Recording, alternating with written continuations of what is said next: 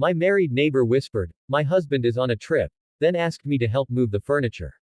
The first thing that struck me was not her voice, but the way the afternoon light froze when she leaned closer to me, standing between our two front doors, her shadow cutting across the tiles like a secret that didn't want to be seen. It was broad daylight, the kind of quiet afternoon where the world seems harmless, yet something in the air shifted the moment she lowered her tone and shared something she clearly hadn't planned to say out loud. That was the exact second I realized this day would not end the way it began. Before the story pulls you in any deeper, take a moment to like, comment, share, and subscribe if you believe in kindness and second chances, because this story is built on both.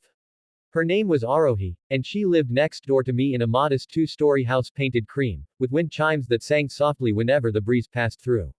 I had moved into the neighborhood less than a year earlier, still carrying the quiet weight of my own disappointments, still learning how to exist without expecting much from anyone. Arohi was married to a man named Rakesh, a corporate consultant who traveled frequently and spoke very little whenever I crossed paths with him. Arohi, on the other hand, had a warmth that looked effortless from the outside but, if you paid attention, felt carefully maintained, as if she were holding something fragile together inside herself. That afternoon, when she told me her husband was away and asked if I could help her move some furniture, I agreed without hesitation. It sounded harmless. Just a neighbor helping another neighbor in the middle of a bright, ordinary day.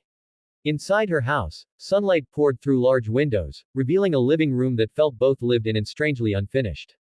The furniture was heavy, wooden, old-fashioned, arranged as if it hadn't been moved in years. As we began shifting a sofa away from the wall, dust rose into the light, making the room feel like a memory being disturbed. Arohi worked quietly, her movements careful, almost apologetic, as if she were afraid of taking up too much space even in her own home. I noticed how often she paused, hands resting on the back of a chair, breathing in as though she were preparing herself for something much heavier than furniture. That was when I realized this wasn't really about rearranging a room. This was about rearranging something inside her that had been stuck for too long. As the afternoon stretched on, the house seemed to speak through its silence. There were framed wedding photos on the walls, smiling faces that looked hopeful and proud, frozen in a time when promises felt easier to keep.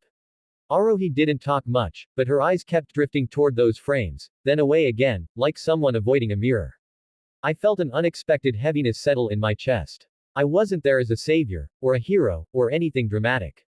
I was just a man helping lift tables and push cabinets. Yet the more we worked, the more I sensed that this simple act was allowing her to breathe in a way she hadn't for a long time. Sometimes kindness shows up in the most ordinary forms, without realizing the impact it carries. The challenge, for me, wasn't physical.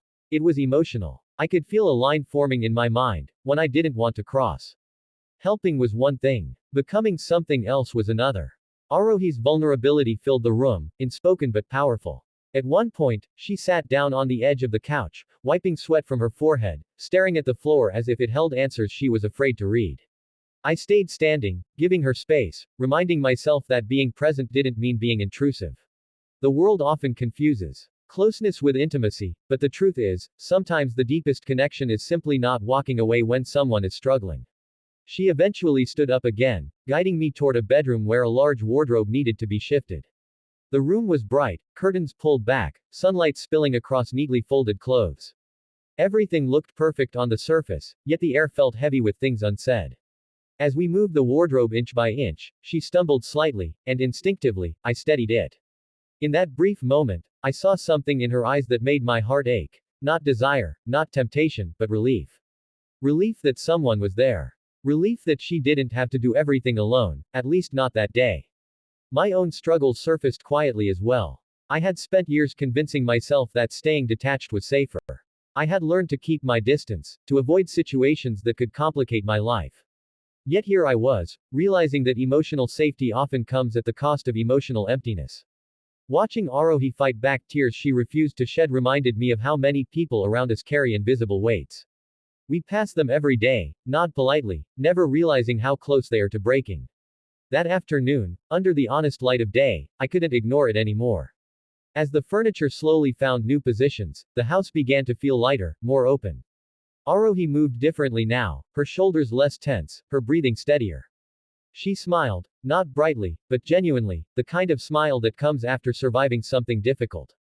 She offered me water, then tea, her hands no longer shaking as she poured it. We sat at the dining table for a moment, sunlight warming the surface between us. No words were needed. The silence felt respectful, healing. Sometimes, healing doesn't require conversations or confessions. Sometimes it just needs someone to stay. The turning point came when we finished the last task and stood in the center of the living room, looking at the changed space.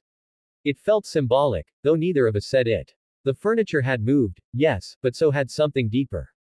Arohi looked around as if seeing her own home for the first time. I could tell this wasn't just about her husband being away. This was about a woman rediscovering her sense of control, her ability to change things instead of enduring them. And for me, it was about realizing that being kind didn't mean risking everything. It meant offering what I could without expecting anything in return. When I finally stepped back into my own house next door, the day still bright and calm, I felt different. Not dramatic, not transformed overnight, but aware. Aware of the power of simple actions. Aware of the boundaries that protect us without isolating us. Arohi waved from her doorway, gratitude written plainly on her face. There was no tension, no awkwardness, just mutual respect. That was when I understood that real strength isn't found in avoiding complex situations, but in handling them with integrity. In the days that followed, life returned to its normal rhythm. Arohi's husband came back from his trip. The wind chimes continued to sing. We went back to being neighbors who exchanged polite smiles and brief greetings. But something had changed, quietly and permanently. There was a softness in Arohi's posture now, a steadiness that hadn't been there before. And in me, there was a renewed belief in human decency, in the idea that not every emotionally charged moment has to lead somewhere dangerous or destructive. This story isn't about temptation or secrets. It's about choosing the right thing when the easy thing would be to misread vulnerability.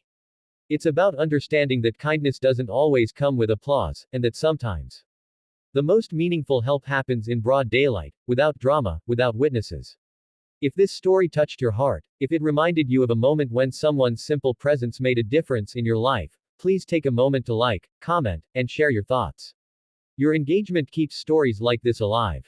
And before this story ends, I have one special request. Comment with the word kindness, if you believe small acts can change lives more than grand gestures ever could. As the sun dipped lower that evening, casting long shadows across our quiet street, I realized that not every story of connection needs a dramatic ending to be meaningful. Some stories exist simply to remind us who we are capable of being. And sometimes, helping someone move furniture in the middle of the day can move something much heavier inside both of you.